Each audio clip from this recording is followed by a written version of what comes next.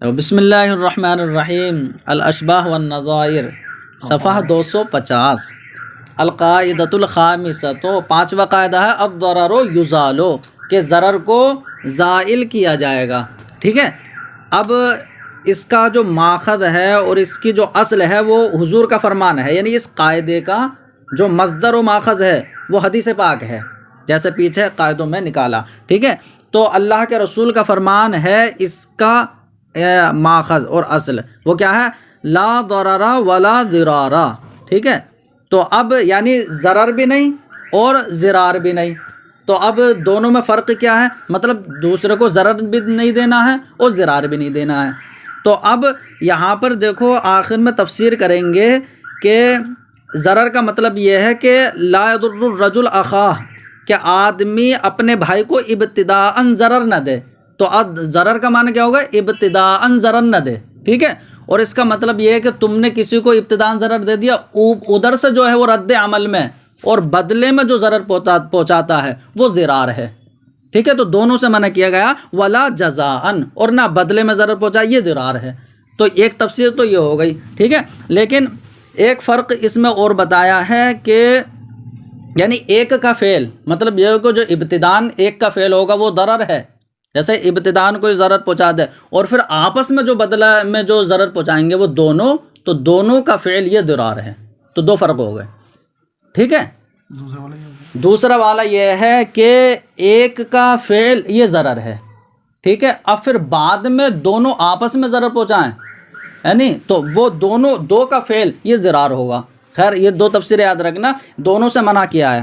اب دیکھو پھر یہ کہیں کہ کہاں سے اخرجہ المالک فی الموطا، تو امام مالک نے اس کو یعنی اس کی تخریج فرمائی ہے موطا میں حضرت عمرو ابن یحییٰ کے حوالے سے، کہ وہ اپنے والد سے مرسلاً روایت کرتے ہیں۔ ٹھیک ہے، اور حاکم نے اس کو اس کی تخریج کی ہے مستدرک میں، اور بیہقی اور دارقطنی نے حضرت ابو سعید خدری کی حدیث کے حوالے سے، ٹھیک ہے، اس کو نقل کیا ہے، اور ابن ماجہ نے اس کو نقل کیا ہے حضرت عبداللہ ابن عباس اور عبادہ ابن صامت کی حدیث کے حوالے سے، وفسرہ فی المغرب۔ خیر، یہ حدیث تو ہے، وہ تو کہاں کہاں اسے تخریج کیا وہ بتا دیا، اب اس کی تفسیر مغرب میں ہے۔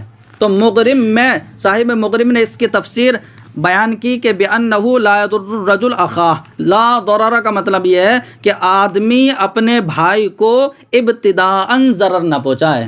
ٹھیک ہے، ولا جزاءً، ولا ضرارہ کا مطلب یہ ہے، اور نہ بدلے میں جو ہے ضرر پہنچائے، مطلب ادھر سے بدلے میں۔ تو یہ ایک تفسیر ہے، انتہا۔ وَذَكَرَهُ أَصْحَابُنَا فِي كِتَابِ الْغَصَبِ وَالشُّفْعَةِ وَغَيْرِهِمَا، اور ہمارے فقہا نے اس کو ذکر فرمایا ہے، یعنی اسی بات کو، اس مسئلے کو ذکر کیا ہے کتاب الغصب والشفاء وغیرہ میں۔ ٹھیک ہے، اب بتا رہے وَيُبْتَنَا عَلَى هَذِهِ الْقَاعِدَةِ كَثِيرٌ مِّنْ أَبْوَابِ الْفِقْهِ، یا وَيَبْتَنِي، ٹھیک ہے، کہ اس قاعدے پر فقہ کے بہت سے باب جو ہیں مبنی ہیں۔ ٹھیک ہے، اسی قاعدے پر الضرر یزال، اندر فقہ کے کئی باب آئیں گے۔ اب ایک کیا، وَمِن ذَلِكَ الرَّدُّ بِالْعَیب، اور انہی میں سے ہے، یعنی فقہ کے ایک باب میں سے ایک یہ ہے کہ الرد بالعیب، عیب کی وجہ سے مبیع کو واپس کر دینا۔ ٹھیک ہے، تو اب یہاں پر دیکھو یہ ہے کہ یہاں پر ضرر ہوگا، ٹھیک ہے، کہ مبیع میں عیب ہے، تو مبیع میں عیب ہے تو بائع نے مشتری کو دے دی، اب مشتری کو پتہ چل گیا وہ عیب، تو عیب کی وجہ سے لوٹایا جائے گا مبیع کو، تاکہ مشتری کو ضرر نہ ہو۔ ٹھیک ہے، تو الضرر یزال، ضرر کو زائل کیا جائے گا۔ قاعدہ ذاتِ کہا ایسے وجمیع انواع الخیارات، تمام خیارات کی نوع، اب چاہیں وہ خیار شرط ہو یا خیار رویت ہو، تو اب جو ہے اس میں بھی تمام خیارات جو ہیں وہ اسی میں سے ہیں، ومن ذالک جمیع انواع الخیارات۔ تو اسی قاعدے سے ہیں تمام خیارات کہ ضرر کو زائل کیا جائے گا، کہ بے دیکھے کوئی چیز لے لی اور اس میں جو ہے کچھ خرابی آئی تو وہ واپس کر دے گا، خیار رویت ہے، ایسی خیار شرط وغیرہ، ٹھیک ہے، تاکہ ضرر نہ ہو، مشتری سے ضرر کو زائل کیا جائے گا۔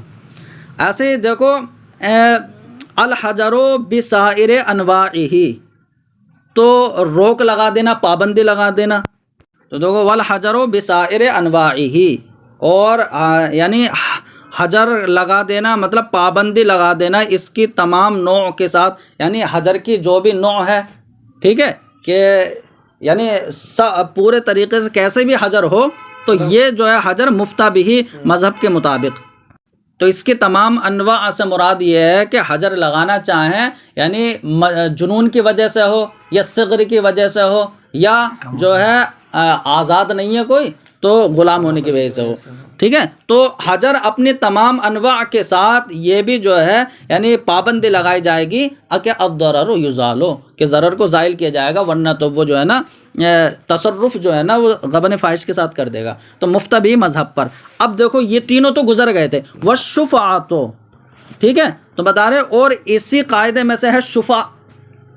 اب دیکھو یہاں پر شفاع کسے کہتے ہیں، یعنی شفاع کہتے ہیں کہ یعنی جس قیمت میں چیز کو بیچ دیا گیا، گھر وغیرہ کو بیچ دیا گیا، تو اسی قیمت میں جو ہے نا اب اپنے حق کی وجہ سے اسی قیمت میں لے لینا، تو اپنے وہ حق ہے اس کا پڑوسی ہونے کی وجہ سے تو اسی قیمت میں لے لینا، تو یہ شفاع کہلاتا ہے۔ تو اب دیکھو تو یہ دیکھو دو شفاع مشروع کیا گیا ہے بڑے، یعنی اس میں شفاع کی مشروعیت اس لیے ہے تاکہ برا پڑوسی نہ آ جائے، تو اس سے جو ہے ضرر ہوتا ہے، تو ضرر کو زائل کیا جائے گا۔ تو اب اگر کوئی مطلب گھر میں شریک ہے، جیسے بھائی ہوتا ہے تو بھائی شریک ہے، تو اب اگر جو ہے بیچ دیا ہے کسی دوسرے کو، اپنا حصہ بیچ دیا، تو اپنا حصہ اگر بیچ دیا تو دوسرا کوئی باہر کا آئے گا تو دیوار کھڑی کرے گا بیچ میں، تو اس والے کا جو ہے نا تھوڑا نقصان ہوگا، کہ ورنہ تو مہمان سب میں بٹھا دیتے تھے، تو اب تقسیم کا ضرر ہوگا، کیا بٹے گا، تو یہی تقسیم کا ضرر ہے کہ دیوار کھڑی ہو جائے گی۔ لیکن اگر وہ اس میں حصے دار نہیں ہے، مطلب یہ ہے کہ دونوں کا الگ الگ گھر ہے، تو پھر بھی برا پڑوسی کا ضرر ہوگا، کیونکہ گھروں کی قیمت بڑھتی ہے اچھے پڑوسی سے اور برے پڑوسی سے گھٹتی ہے۔ تو دیکھو پہلا والا مسئلہ وہ بھائی والا ہے، اور دوسرا یہ ہے کہ بالکل الگ الگ گھر ہے۔ وہ بتا رہے والشفاعۃ فإنها للشریک، تو شفع کا حق جو ہے شریک کے لیے ہوتا ہے، چاہے وہ بھائی ہو تو شریک کے لیے ہوتا ہے، تقسیم کے ضرر کو دفع کرنے کے لیے، کہ اگر بٹ جائے گا تو دیوار کھڑی ہو جائے گی، تو تقسیم کے ضرر کو دفع کرنے کے لیے، وللجاری، اور پڑوسی کے لیے بھی ہوتا ہے، جبکہ شریک نہ ہو، وہ شریک نہیں ہے لیکن پڑوسی ہے، تو پڑوسی کے لیے بھی شفاع کا حق ہوتا ہے، برے پڑوسی کے ضرر کو دور کرنے کے لیے کہ ایسا نہ ہو اور کوئی برا آ جائے۔ اذ بجیرانہا تغل الدیار، اس لیے کہ یعنی گھر کے پڑوسیوں کی وجہ سے، یعنی اذ بجیرانہا، اس لیے کہ پڑوسیوں کی وجہ سے جو مکانات ہوتے ہیں وہ مہنگے ہوتے ہیں، وترخص، سستے ہوتے ہیں، اچھے پڑوسی جو ہے وہ قیمت زیادہ ہو جاتی ہے۔ اب بتا رہے والقصاص والحدود، اب دیکھو یا ایسے شریعت نے قصاص اور حدود اس کو مشروع کیا ہے، کہ قصاص کیا ہے، کوئی کسی کو قتل کر دے تو اب جو ہے یہاں پر جو ہے اسے یعنی قصاص میں قتل کیا جائے گا قاتل کو، یا کسی نے کوئی یعنی حرام کا ارتکاب کیا جس پر حد جاری ہوتی ہے تو حد لگائی جائے گی، ایسے کفارے جو ہے واجب ہوں گے۔ تو اب ان تینوں میں دیکھو اگر قصاص نہ لیا جائے تو اب اس میں جو ہے بد تہذیبی پھیل جائے گی، ایک دوسرے کو قتل کرنے پر آمادہ ہو جائیں گے، تو اس میں جو ہے ملی نقصان ہو جائے گا، ٹھیک ہے، اور حد اگر جاری نہ کی جائے تو اب اس صورت میں جو ہے کسی نے یعنی حرام کا جو ہے وہ ارتکاب کرنے لگیں گے لوگ، تو اس میں دینی نقصان ہو جائے گا۔ ایسے کفارے، تو دیکھو کفارے میں یہ ہے کہ اگر کسی نے روزہ رکھ کے توڑ دیا، ٹھیک ہے، یا کوئی بھی کفارہ ہو، تو کفارے واجب کیے ہیں تاکہ جو اللہ کا حق ہے، یعنی جو اللہ رب العزت نے اس پر واجب کیا اس میں کوتاہی نہ ہو جائے، تو یہ تمام اس لیے مشروع کیا ہے تاکہ ضرر کو زائل کیا جائے، ٹھیک ہے۔ تو قصاص اور حدود، تو پہلے میں ملی جو ضرر ہو رہا ہے نا، ملی نقصان، دینی نقصان، اور خود اس کا اپنا نقصان ہے کہ روزوں کو توڑ دیا، اس نے اپنے ثواب میں کمی کر لی، تو ان تمام ضرر کو زائل کیا جائے گا ان کو۔ تو ایسے قصاص، ایسے حدود اور کفارے یہ بھی اسی قاعدے سے ہے۔ ایسی وزمان المتلفات، کسی چیز کو تلف کر دیا گیا تو جس کا تلف کیا ہے اسے تو ضرر پہنچ گیا، تو اس کو یعنی ضمان دیا جائے گا، ضمان، تاکہ اس کا ضرر زائل ہو جائے۔ تو ایسی متلف یعنی ہلاک کی ہوئی چیزوں کا ضمان جو ہے وہ بھی اسی قاعدے سے ہے۔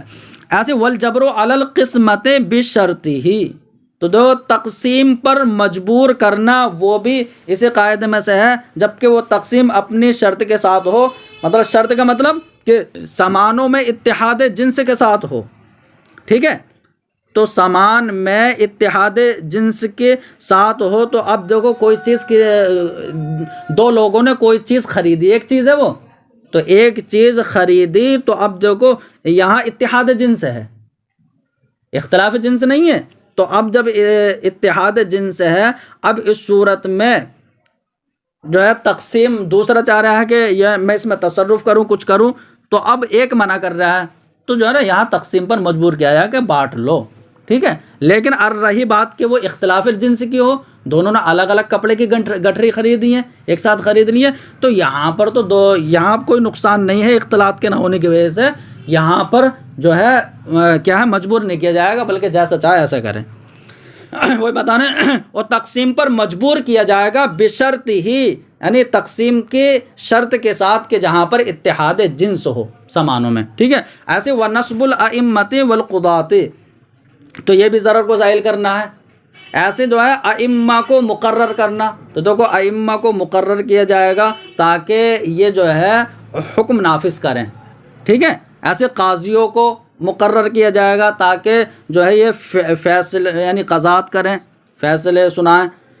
وَدَفْعُ السَّائِلِ، ایسے ہی جو ہے حملہ آور کو دفع کرنا، تو یہاں اگر کوئی جان کو جو ہے لینا چاہتا ہے تو اپنی جان کو بچانے کے لیے اگرچہ دوسرے کی جان چلی جائے، ٹھیک ہے، تو یہاں پر ضرر کو زائل کیا جائے گا، حملہ آور کو دفع کیا جائے گا۔ ایسے دیکھو مشرکین اور باغیوں سے لڑنا، تو بتا رہا ہے اگر کوئی حاکم کے خلاف اتر آئے تو وہ باغی ہے یا مشرکین ہے، تو ان سے قتال کیا جائے گا، کیوں؟ ورنہ تو ضرر ہے، یعنی آگے یہ جو ہے بہت نقصان ہو سکتا ہے انہیں ایسے چھوڑنے میں۔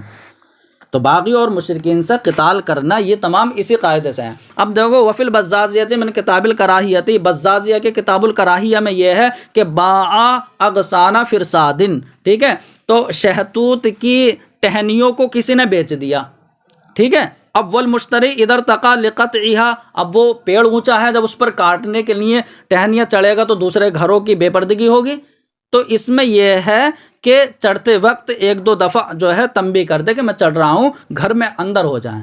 اور اگر یہ ایسے ہی چڑھ جاتا ہے تو اب جو ہے یہاں حاکم کے پاس فیصلہ پہنچا کر اسے چڑھنے سے روکا جائے گا، وہ بس یہی مسئلہ ہے۔ تو یہ ہے کہ اور مشتری ان کو کاٹنے کے لیے چڑھا تو یطلعو علی عورات الجیران، تو پڑوسیوں کی عورتوں کو وہ جھانکتا ہے، تو یؤمرو یعنی اس کی نگاہ پڑتی ہے، تو یؤمرو بان یخبرہم وقت الارتفاع لیستتروا، تو اب دیکھو تو میں اسے حکم دیا جائے گا کہ وہ ان کو خبر دے دے چڑھتے وقت تاکہ وہ پردہ کر لیں۔ اب خبر دے دے مرتن و مرتین، ایک دو مرتبہ، مطلب ایک دو مرتبہ تنبیہ کر دے۔ فَإِن فَعَلَ، تو اگر چڑھنے والا ایسا کرتا ہے، مطلب مان لیتا بات، تو فَبِہَا، تب تو ٹھیک ہے۔ وَإِلَّا رُفِعَ إِلَى الْحَاكِمِ، ورنہ تو حاکم کے پاس فیصلہ پہنچا دیا جائے گا، لِيَمْنَعَهُ مِنَ الْارْتِفَاعِ، تاکہ وہ چڑھنے سے اسے روک دے۔ هذه القاعدة مع التي قبلها متحدة، تو بتا رہے یہ قاعدہ اپنے ما قبل والے قاعدے کے ساتھ مل کر متحدۃ، یعنی متحدان، یہ دونوں ایک ہیں، ٹھیک ہے۔ یہ ہے کہ المشقۃ تجلب التیسیر ما قبل کا قاعدہ ہے، اور الضرر یزال یہ قاعدہ ہے، تو ضرر کو زائل کیا جائے گا کہ تبھی تو آسانی پیدا ہوگی۔ تو گویا کہ یہ دونوں ایک ملتے جلتے ہیں، یا یہ کہہ دو متحد ہے، یا یہ کہہ سکتے ہو یہ اس میں داخل ہے۔ اس میں داخل ہے کہ مطلب یہ ہے کہ مشقت آسانی پیدا کرتی ہے، یعنی تو اب اسی میں داخل ہے کہ ضرور کو زائل کیا جائے گا۔ تو بتا رہے ہیں ہاد القاعدہ یہ ما قبل کے ساتھ مل کر متحدۃ، یا تو دونوں ایک ہیں، او متداخلۃ، یا یہ اس میں داخل ہے۔ وتتعلق بها قواعد، اور اس الضرر یزال سے بہت سے قواعد متعلق ہیں۔ پہلا قاعدہ یہ ہے کہ الضرورات تبیح المحظورات، کہ ضرورت جو ہے ممنوع کو مباح کر دیتی ہے۔ ومن ثم جاز اکل المیتۃ عند المخمصہ، تو اسی وجہ سے یعنی حالت مجبوری کے وقت جو ہے مردار کا کھانا جائز ہے، ٹھیک ہے۔ وَإِسَاغَةُ اللُّقْمَةِ بِالْخَمْرِ، ایسے شراب کے ذریعے لقمے کو نگلنا جائز ہے۔ تو دو باتیں ہیں یہ پر، تو ایک ممنوع چیز کا یعنی ممنوع چیز کا جواز ہو جا رہا ہے یہاں پر، حرام کا حرام کے ارتکاب کی اجازت جو ہو رہی ہے تو حرام دو طریقے کا ہوگا وہ. ایک تو یہ ہے کہ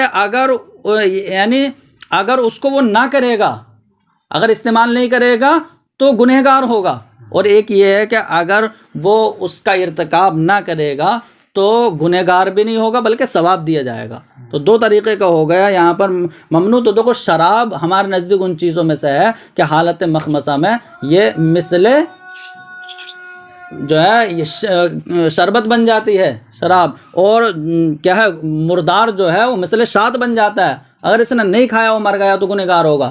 لیکن کلمہ کفر کو زبان پر لانا یہ ایسا ممنوع ہے کہ اس کا جواز ہو جاتا ہے، لیکن اگر اس نے اس کا ارتکاب نہیں کیا وہ مر گیا تو گنہگار نہیں ہوگا. ان دونوں میں یہی فرق ہے. ہوتا مردار کا کھانا جائز ہے مخمصہ تک ایسے نقمہ کا نکل جانا شراب سے یہ جائز ہے. تو یہ وہ ہے کہ اگر نہیں کرے گا وہ مر گیا تو گنہگار ہوگا. بتانا والتلفظ بکلمۃ الکفر للاکراہ، اور مجبور کے لیے کلمہ کفر کا تلفظ کرنا تو یہ بھی جو ہے نا ضرورت کے وقت کر سکتا ہے کیونکہ ممنوع مباح ہو گیا. ایسے ہی جو ہے وہ اطلاف المال، مال کو ہلاک کر دینا. تو دیکھو مال کو ہلاک کرنے کی صورت حاشیہ نمبر 1 میں پڑھو. کما اذا خافوا غرقت سفینۃ لکثرت حملیہ، جبکہ یعنی کشتی والے بہت زیادہ ہونے کی وجہ سے کشتی کے ڈوبنے کا اندیشہ کریں تو اب صورت میں مال کو ہلاک کرنا مباح ہے کہ مال کو جو ہے نکال دیں اور خود بچ جائیں. تو یہاں پر مال کو ہلاک کرنا کیونکہ جان بچانی یہاں پر تو مال کو ہلاک کرنا یہ بھی جو ہے ضرورت ممنوع کو مباح کر دے رہی ہے. ایسے واخذ مال الممتنع من اداء الدین بغیر اذنہ. ٹھیک ہے، تو اب قرض کی ادائیگی سے رکنے والے کے مال کو بغیر اس کی اجازت کے لے لینا. ٹھیک ہے، تو بغیر اس کی اجازت کے لے لینا یہ بھی جو ہے ضرورتاً، دیکھو دوسرے کی اجازت کے بغیر مال کو لینا ممنوع ہے، لیکن یہاں پر ٹال مٹول کیا جا رہا ہے. وہ تو ٹال مٹول کیا جا رہا ہے تو یہاں پر یعنی اس کے مال کو لینا، اس کی بھینس کھول کے لیا ہے، اس کی سائیکل اٹھا لا ہے، تو اب یہ کر لینا تاکہ وہ جو ہے قرض دے دے تو یہ جائز ہے کیونکہ ضرورت ممنوع کو جو ہے مباح کر دیتی ہے. ہاں ایسے دیکھو وہی حملے روکنا، وہی ابھی جو پیچھے بات آ گئی ہے وہی ہے کہ قرض کی ادائیگی سے منع کرنے والے کے مال کو بغیر اس کی اجازت کے لے لینا یہ بھی ضرورتاً جائز ہے. ایسے حملہ آور کے حملے کو روکنا ولو ادا الی قتل، اگرچہ یہ روکنا اس کے قتل تک پہنچا دے یہ جائز ہے کیونکہ یہاں پر الضرر یزال، اپنے آپ سے ضرر کو زائل کرنا اور یہ ضرورت جو ہے ممنوع کو مباح کر دے گی. اب دیکھو یہاں پر امام شافعی حضرات نے اس قاعدے پر جو ہے نا ایک شرط لگائی ہے، اس قاعدے پر کہ الضرورات تبیح المحظورات، کہ ضرورت جو ہے ممنوع کو مباح کر دیتی ہے. تو یہ شرط لگائی ہے نا کہ جب کہ نقصان نہ ہو، جبکہ اذا کان فیہا عدم نقصان، جبکہ ان میں نقصان نہ ہو. اس کا مطلب یہ ہے کہ اگر نقصان ہوتا ہوگا تو وہاں پر ضرورت ممنوع کو مباح نہیں کرے گی. تو بتا رہے اس قاعدے پر شافعی حضرات نے عدم نقصان کی شرط لگا دی ہے. قالو، شافعی حضرات نے فرمایا ہے کہ لیخرجا، تاکہ یہ مسئلہ نکل جائے، یعنی تاکہ یہ مسئلہ نکل جائے کہ لو کان المیت نبیًا، کوئی مستر ہے، کوئی انسان مطلب یہ ہے کہ مستر ہو گیا، مجبور ہو گیا کھانے پر، اور میت جو ہے وہ نبی کی ہے تو اس کے لیے کھانے کی اجازت نہیں ہے. کیوں؟ کیونکہ یہاں پر نقصان ہے، اور ضرورت ممنوع کو مباح وہاں کر دی ہے جہاں نقصان نہ ہو. یہاں پر نقصان ہے کیوں؟ کہ یعنی نبی کی حرمت وہ زیادہ ہے اس کے خود کے ہلاک ہونے سے. وہ بتا رہے ہیں اگر میت نبی ہو فإنه لا يحل أكله للمستر، تو مجبور آدمی کے لیے اس کے کھانا جائز نہیں ہے. لأن حرمته أعظم في نظر الشرع من محجة المستر، اس لیے کہ نبی کی حرمت شریعت کی نظر میں یہ زیادہ بڑی ہے مضطر کی جان سے. ٹھیک ہے، اب دیکھو اب ہمارے علماء نے یہ قید تو نہیں لگائی ہے، لیکن ہمارے فقہا نے ایک ایسا مسئلہ ذکر کیا ہے جو افادہ اس قید یعنی اس قید کا افادہ کرتا ہے. ٹھیک ہے، تو بتا رہا ہوں صراحتاً تو نہیں کی لیکن لگ رہا ہے کہ ہمارے نزدیک بھی اس قید کا اعتبار ہے. وہی بتا رہے ہیں ولیکن ذکر اصحابنا ما یفید، لیکن ہمارے فقہا نے وہ بات ذکر کی ہے جو اس قید کا افادہ کرتی ہے. کیسے؟ کہ فإنہم قالوا، کہ ہمارے علماء نے فرمایا ہے، یعنی اس میں بھی یہ نظر آئے گا کہ ضرورت ممنوع کو مباح وہاں کرتی ہے جہاں نقصان نہ ہو. ٹھیک ہے کیا کہ لو اکرہا علی قتل غیرہ بقتل، مطلب اگر دوسرے کے قتل پر مجبور کیا گیا بقتل، قتل کی دھمکی دے کر کہ تجھے قتل کیا جائے گا ورنہ تو اسے قتل کر دے، تو یہاں پر دیکھنا دوسرے کی جان بھی جا رہی ہے، اپنی جان بھی جا رہی ہے، ٹھیک ہے، تو یہاں پر اجازت نہیں ملے گی کیونکہ دوسرے کو جان کو لینا اپنی جان بچانے کے لیے ایسا نہیں ہے یہاں پر، تو لا یرخص لہ، اس کے لیے رخصت نہیں دی جائے گی، فَإِن قَتَلَهُ آثِمًا، تو اگر اس نے اسے قتل کر دیا، اگر اس مضطر نے دوسرے کو قتل کر دیا، آثما گنہگار ہوگا، کیوں؟ لِأَنَّ مَفْسَدَةَ قَتْلِ نَفْسِهِ، اس لیے کہ خود کی قتل ہونے کا جو مفسدہ ہے، دو مفسدے یہاں پر، تو خود کے قتل ہونے کا مفسدہ یہ ہلکا ہے دوسرے کے قتل ہونے کے مفسدے سے، اگر دوسرے کو قتل کر دے گا تو دوسرے کو نقصان ہو جائے گا، ٹھیک ہے، تو ایسا مسئلہ ذکر کیا۔ وقالو، اور ہمارے فقہاء نے فرمایا لو دفنا بلا تکفین، تو اب بتا رہے اگر بغیر کفن دیے کسی کو دفن کر دیا گیا، ٹھیک ہے، تو اب بغیر کفن کے دفن کر دیا گیا تو اب لا ینبش منہ، تو اب اس سے جو ہے نا وہ کفن وہ کیا ہے اکھیڑا نہیں جائے گا قبر کو، تو اب اکھیڑا کیوں نہیں جائے گا؟ تو لا ینبش منہ، اس کو اکھیڑا نہیں جائے گا، کیوں؟ اس لیے کہ یہاں پر جو ہے اس کی یعنی میت کی حرمت کو ختم کرنا یہ زیادہ شدید ترین ہے، ٹھیک ہے، اس کو کفن نہ ہونے سے، تو کفن نہیں ہے کوئی بات نہیں، لیکن یہ ہے کہ اس کی حرمت کو پامال کیا جائے، اسے اکھیڑ کر، تو یہ زیادہ بڑا ہو جائے گا۔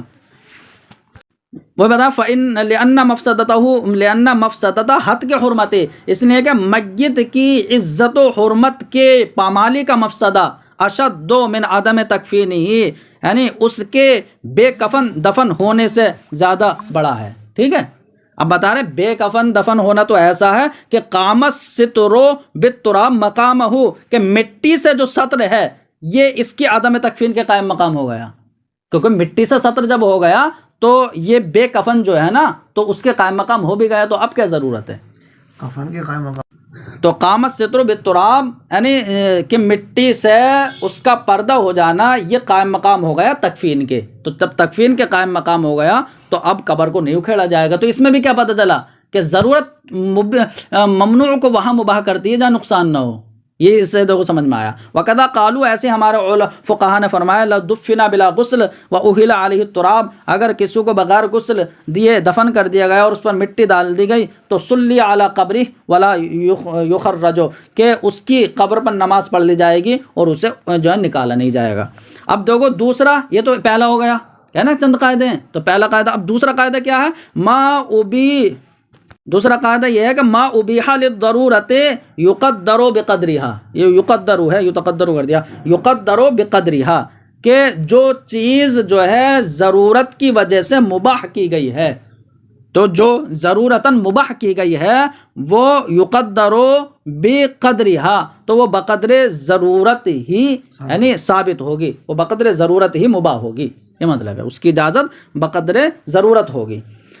اب جب ایسا ہے تو یعنی والدہ قال، اسی وجہ سے یعنی فی ایمان الظہیریۃ، تو ظہیریہ کے کتاب الایمان میں فرمایا ہے کہ ان الیمین الکاذبۃ لا تباح للضرورۃ، کہ جھوٹی قسم ضرورت کی وجہ سے مباح نہیں قرار دی جائے گی، دیکھو جھوٹی قسم، اس لیے کہ وہ ضرورت کی وجہ سے جو چیز مباح ہوتی ہے تو وہ بقدر ضرورت ہوتی ہے، تو ضرورت ہونی چاہیے نا وہاں پر، تو بتا رہے کوئی تعریضاً جو ہے بات پیش کر سکتا ہے، جھوٹ سے بچا جا سکتا ہے، جھوٹی قسم نہ کھائے بلکہ تعریضاً کلام کہہ دے، ٹھیک ہے۔ تو اب اس کا مطلب یہ ہو گیا کہ یہاں پر یہ کہا جائے گا کہ جو چیز ضرورتاً مباح ہو وہ بقدر ضرورت ثابت ہوتی ہے، اگر ضرورت نہ ہو تو اس کی اجازت نہیں ہوگی۔ تو جب ایک یعنی جہاں بدل نہ ہو اور یہاں پر بدل موجود ہے، جھوٹ قسم کی ضرورت ہی نہیں، ہاں وہ بدل موجود ہے کا مطلب تعریضاً کلام کر لے کہ مطلب وہ جھوٹا نہیں ہوگا۔ تعریض کہتے ہیں کہ تم تو جس بات کو کہہ رہے ہو سامنے والا اور کچھ سمجھ رہا ہے اس سے، تو جھوٹی قسم ضرورت کی وجہ سے مباح نہیں ہوگی۔ وَإِنَّمَا تُبَاحُ تَعْرِيضُ، یعنی کہ اور تعریض مباح ہے جب یہاں بدل موجود ہے، یعنی کہ لِاندفاعِهَا بِالتَّعْرِيضِ، تعریض کی وجہ سے جھوٹی قسم کی ضرورت کے ختم ہو جانے کی وجہ سے کہ اس کی ضرورت ختم ہوگی کیونکہ تعریض موجود ہے۔ اب بتا رہا وَمِن فُرُوعِهِ الْمُسْتَرْ لَا يَأْكُلُ مِنَ الْمَيْتَةِ إِلَّا قَدْرَ سَدِّ الرَّمَقِ، تو اب بتا رہے ہیں اور اس کے فروع میں سے کہ جو چیز ضرورتاً مباح ہے وہ بقدر ضرورت ہے. تو یہ اس کے فروعی مسائل میں سے یہ ہے کہ مضطر مردار سے یعنی اپنے جان کے بچنے کی مقدار ہی کھائے گا، ایسے نہیں پیٹ بھر کے کھا لے، اس لیے کہ ضرورت سے زیادہ ہو جائے گا جو اس کے لیے حرام ہے. تو یعنی وہی بقدر ضرورت ہی اس کے لیے مباح ہے. ایسے والطعام فی دار الحرب یؤخذ علی سبیل الحاجت، ایسے دار الحرب میں غلہ لیا جائے گا ضرورت کے طور پر، جتنی ضرورت ہے. مطلب سپاہی گئے ہوئے ہیں تو جتنی ضرورت ہے اتنا ان سے غلہ لے لیا جائے گا، کیونکہ ابھی جو ہے نا فتح یابی نہیں ہوئی ہے نا. لأنہ انما ابیح للضرورت، اس لیے کہ یہ ضرورت کے لیے مباح کیا گیا ہے، تو جتنی ضرورت اتنا لے لو غلہ. ایسے کنز الدقائق میں فرمایا ہے کہ اب دار الحرم میں ہے تو جو وہ گھوڑے اونٹ وغیرہ جو جانور ہوں گے مسلمانوں کے، تو یہ کہ ينتفع فیہا بعلف وطعام وحطب وصلاح ودہن بلا قسمت.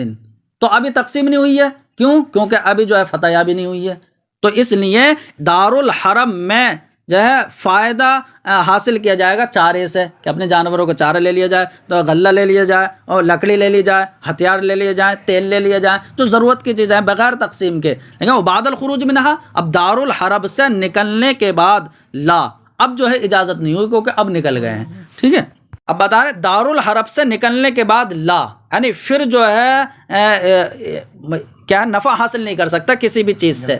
ہاں لیکن بتا رہے ہیں وما فضلہ، تو اب جو بھی چیز بچ گئی ہوگی فتح یابی کے بعد، جو بھی چیز بچ گئی ہوگی تو رد الی الغنیمتی، وہ مال غنیمت کی طرف پہنچا دی جائے گی، کہ اب غنیمت میں شمار کر کے اب تقسیم کی جائے گی. ایسے نہیں کہ اپنے پاس ہی رکھ لی، وہ جو بھی بچ گیا وہ سب اس میں. وَأَفْتَوْا بِالْعَفْوِ عَنْ بَوْلِ السُّنُّورِ، اب اس کا مطلب یہ ہے اس مسئلے سے یہ پتہ چلا دار الحرم میں کہ جتنے کی ضرورت اتنی لی جائے گی، بس یہ پتہ چلا. اب بتا رہے ہیں دیکھو بلی کے پیشاب سے معافی کا فتویٰ دیا ہے کپڑوں میں ہمارے علماء نے، کہ کپڑوں میں دون الاوانی، کہ برتنوں میں نہیں ہے، اس لیے کہ برتنوں کو تو ڈھک کر رکھا جاتا، وہاں ضرورت نہیں ہے، تو کپڑوں میں ضرورت کی وجہ سے مباح ہے، کیونکہ ضرورت بقدر ضرورت ہے. بتانا لأنہ لا ضرورت فی الاوانی، اس نے برتنوں میں تو کوئی ضرورت نہیں ہے. لجریان العادت بتخمیرہا، لوگوں کی عادت ان کے ڈھانکنے کی جاری ہونے کی وجہ سے، کہ ڈھک کر رکھتے ہیں. ٹھیک ہے، اب بتا وفرق کثیر من المشائخ فی البعر بین آبار الفلوات، یعنی یہ ہو گیا وہ بین آبار الامصار. تو دیکھو دو طریقے کے کنویں ہوتے ہیں. ایک کنواں وہ ہوتا ہے کہ جو جنگلوں میں ہے، ٹھیک ہے، تو وہاں پر جانور آتے ہیں، میگنی کر دیتے ہیں، ہوائیں چلتی ہیں اور وہ اس میں گرا دیتی ہیں، تو ان سے بچنا جو ہے دشوار ہے. اس لیے ضرورت بقدر ضرورت ثابت ہوگی، ضرورت کی وجہ سے قلیل معاف ہے. ٹھیک ہے، لیکن ہاں اگر کثیر ہو جائے تو وہ معاف نہیں ہے. لیکن اگر شہروں کے کنویں ہیں، تو شہروں کے کنویں ہیں تو وہاں پر اگر مینگنی گر گئیں، کم بھی ہوں اگر، تو وہ معاف نہیں ہے، کیونکہ وہاں ضرورت نہیں ہے، کیونکہ وہاں پہ تو مڈیر ہوتی ہے شہروں کے کنویں پہ. تو جب وہاں مڈیر ہے تو وہاں پر ضرورت نہ ہونے کی وجہ سے قلیل بھی معاف نہیں ہے. ٹھیک ہے، لیکن معتمد یہی ہے کہ چاہے وہ کنویں ہوں جو جنگلوں میں ہے، چاہے شہروں کے کنویں ہوں، کوئی فرق نہیں ہے. لیکن کیا جہاں پر فرق کیا ہے تو وہ تو جو ہے کیا ہے ضرورتاً مباح ہے، اسے تو ضرورتاً مباح قرار دیا جائے گا. وہ بتا رہے ہیں بہت سے مشائخ نے فرق کیا ہے فی البعر بین آبار الفلوات، جنگلوں کے کنویں کے میں اور کس میں، وہ آگے آ رہا یعنی مینگنی کے سلسلے میں. تو مینگنی کے سلسلے میں فرق بیان کیا ہے جنگلوں کو کنویں میں، فیعفی عن قلیلہ، تو وہ قلیل مینگنی کو معاف کر دیا جائے گا ضرورت کی وجہ سے. لأنہ لیس لہا رؤوس حاجزۃ، اس لیے کہ جنگلی کنووں کے لیے جو ہے روکنے والی کوئی دیواریں نہیں ہوتی، یعنی مڈیریں اور دیواریں نہیں ہوتی. اب بتا رہے والابل تبعر حولہا، اور اونٹ اس کے ارد گرد مینگنی کر دیتے ہیں. تو ایک تو اس کے درمیان فرق کیا ہے، وہ بین آبار الامصار، اس کا جو نوز ہے. تو جنگلی کنویں اور شہری کنووں کے درمیان فرق کیا ہے کہ اس میں تو ضرورتاً معافی ہے، لعدم الضرورتی، یہاں پر ضرورت نہ ہونے کی وجہ سے یہاں معافی نہیں ہے. ٹھیک ہے، اتنا بات ہو گئی. بخلاف الکثیر کا جو اوپر صحیح ہے کہ قلیل تو معاف ہے، بخلاف الکثیر، برخلاف کثیر کے کہ کثیر معاف نہیں ہے. تو بات پوری ہو گئی. لیکن المعتمد عدم الفرق، لیکن معتمد بات یہ ہے کہ یعنی جنگل اور شہروں کے کنویں میں فرق نہیں ہے، وبین الصحیح والمنکسر، اور صحیح سالم اور ٹوٹی ہوئی جو مینگنی ہے ان میں فرق نہیں ہے، وبین الرطب والیابس، ایسے ہی تر اور سوکھی کے درمیان کوئی فرق نہیں ہے۔ یعنی کہ اس لیے کہہ رہے ہیں کہ ہمارے کچھ علماء نے یہ کہا ہے کہ ٹوٹی ہوئی اور جو تر ہے، ٹوٹی ہوئی اور جو تر ہے اس کی اگر وہ گر جائیں تو جو ہے نا ناپاک نہیں ہوگا وہ۔ یعنی ہمارے علماء نے یہ کہہ دیا کہ ٹوٹی ہوئی ہو یا تر ہو تو وہ جو ہے ناپاک کر دے گی، یہ کہہ دیا۔ بعض لوگوں نے کہا کہ جو تر ہے اس کے اوپر جو چکناوٹ ہوتی ہے نا تو وہ ناپاکی والی نہیں ہوتی، اس لیے وہ بھی ناپاک نہیں کرے گی۔ خیر جو ہمارے علماء نے فرق کیا ہے تو معتبر بات یہ ہے کہ کوئی فرق نہیں ہے، بلکہ یہ دیکھا جائے گا کہ جہاں ضرورت ہے وہاں معاف ہے، جہاں ضرورت نہیں ہے وہاں کچھ معاف نہیں ہے، بس یہ مسئلہ ہے، اور ویسا کوئی فرق نہیں ہے۔ اب دیکھو مسئلہ یہ ہے کہ مائع مستعمل، یہ مائع مستعمل امام حسن ابن زیاد کی امام اعظم سے روایت ہے کہ نجسن، دیکھو پہلا حاشیہ، دیکھو پہلا نمبر، وہ ناپاک ہے۔ کیسا ناپاک؟ نجاست غلیظہ والا، ٹھیک ہے۔ تو اور امام ابو یوسف نے نجاست خفیفہ کہا ہے جو امام اعظم کی روایت ہے، تو دو ہو گئی، ایک نجاست غلیظہ، ایک نجاست خفیفہ۔ تو جو پہلی امام حسن ابن زیاد کی روایت ہے نجاست غلیظہ جو مائع مستعمل ہوگا وہ تو متوضی کے کپڑے بھی لگ سکتا ہے، تو پتہ ہے متوضی کے کپڑے پر لگے گا لیکن اس کا کپڑا جو ہے وہ ناپاک نہیں ہوگا، بلکہ یہاں معافی دی جائے گی کیونکہ یہاں ضرورت ہے، تو ضرورت بقدر ضرورت ثابت ہوگی یعنی معاف ہے۔ لیکن دوسرے کے کپڑے پہ لگ جائے، پتہ نہیں دوسرے کپڑوں پہ اگر لگ گئے تو ناپاک کر دے گی کیونکہ وہاں ضرورت نہیں ہے۔ تو یہ کس کے مذہب پر ہوگا؟ مطلب یہ ہے کہ امام حسن ابن زیاد کی روایت کے مطابق، ٹھیک ہے۔ خیر دو ہیں، لیکن دیکھو حاشیہ نمبر اگر ہم پڑھیں تو اس میں دے رہے ہیں کہ نجاست کی وجہ یہ ہے کہ جو نجاست کہتے ہیں نجاست غلیظہ کہ وہ پانی ہے کہ جس سے مانع صلاۃ کو زائل کیا گیا ہے، مطلب حدث کو، تو یہ ایسے ہی ہو گیا جیسے کہ نجاست حقیقیہ کو زائل کیا گیا ہے۔ خیر دونوں روایت ضعیف ہے، ٹھیک ہے، چاہے نجاست غلیظہ والی ہو یا خفیف والی۔ صحیح یہ ہے ہمارے نزدیک کہ طاہر ہے لیکن وہ مطہر نہیں ہے، وہ علیہ الفتویٰ، اور اسی پر فتویٰ ہے۔ دیکھو بتا رہے وَيُعْفَى عَنْ ثِيَابِ الْمُتَوَضِّي اِذَا أَصَابَهَا مِنَ الْمَاءِ الْمُسْتَعْمَلِ، اور متوضی کے کپڑوں سے معاف کیا جائے گا اس پانی کو جب کہ وہ پانی اس کے کپڑوں کو لگ جائے، ٹھیک ہے۔ من الماء المستعمل یعنی یہ بیان، تو متوضی کے کپڑوں سے مائع مستعمل کو معاف کیا جائے گا جب کہ وہ اس کے کپڑوں پر لگ جائے، علی روایت النجاست، یہ ڈاٹ نہیں ہے، یہ نجاست والی روایت کے مطابق، ٹھیک ہے۔ للضرورت ضرورتاً یعنی ضرورت بقدر ضرورت ہوتی ہے۔ ولا یعفى عما یصیب ثوب غیرہ لعدمها، بتا رہے اور اس پانی سے، اس مائع مستعمل سے معافی نہیں دی جائے گی جو دوسرے کے کپڑوں پر لگ جائے، لعدم الضرورت، وہاں ضرورت نہیں ہونے کی وجہ سے۔ اب دیکھو ایسے شہید کا خون خود اپنے حق میں پاک ہے لیکن دوسرے پہ اگر لگ جائے تو وہاں کوئی ضرورت نہیں ہے، اس لیے وہ ناپاک ہو جائے گا۔ ایسی پٹی ہے تو دیکھو پٹی کے ساتھ کچھ صحیح سالم حصہ بھی جو ہے باندھ دیا جاتا ہے، جیسے انگوٹھے میں اگر چوٹ لگ گئی تو ادھر کا باندھ دیا جائے گا پٹی کو روکنے کے لیے، تو بتا رہے صحیح حصہ اتنا چھپایا جائے گا جتنے کی ضرورت ہوگی کیونکہ ضرورت بقدر ضرورت ثابت ہوتی ہے، ٹھیک ہے۔ بتا رہے شہید کا خون پاک ہے خود اس کے حق میں، ونجس فی حق غیری دوسرے کے حق میں ناپاک ہے ضرورت نہ ہونے کی وجہ سے، والجبیرۃ یجب اللہ تستتر من الصحیح الا بقدر ما لا بد من، اس کا ترجمہ دیکھنا، اور پٹی میں یہ ضروری ہے کہ صحیح حصے سے اتنی مقدار چھپائے جس کا چھپانا ضروری ہے، ٹھیک ہے۔ والطبیب انما ينظر من العورت بقدر الحاجت، ایسے ڈاکٹر یعنی ضرورت بقدر ضرورت ثابت ہوتی ہے کہ ورنہ تو علاج کیسے کرے گا، تو ڈاکٹر جو ہے وہ حاجت کی بمقدار عورت غلیظہ یعنی مستورات کو دیکھ سکتا ہے۔ وفرع الشافعیہ علیہا، اور امام شافعی نے اس قاعدے پر کہ ضرورت بقدر ضرورت ہوتی ہے، اس قاعدے پر تفریع کی ہے کہ ان المجنون لا يجوز تزویجہ اکثر من واحدہ، کہ پاگل کی شادی کرانا ایک سے زیادہ جائز نہیں ہے۔ کیوں؟ کیونکہ پاگل ہے، وہ مجنون ہے، تو ایک سے ہی ضرورت جب پوری ہو جا رہی ہے تو اب جائز نہیں ہے، لاندفاع الحاجت بہا، تو ایک سے ضرورت کے پورا ہو جانے کی وجہ سے۔ انتہا، یہاں تک بات پوری ہو۔ ولم ارہ لمشائخنا، لیکن ہمارے فقہا کی اس میں کیا رائے ہے میں نے یہ نہیں دیکھا ہے، یہ تو شافعی حضرات کا ہو گیا۔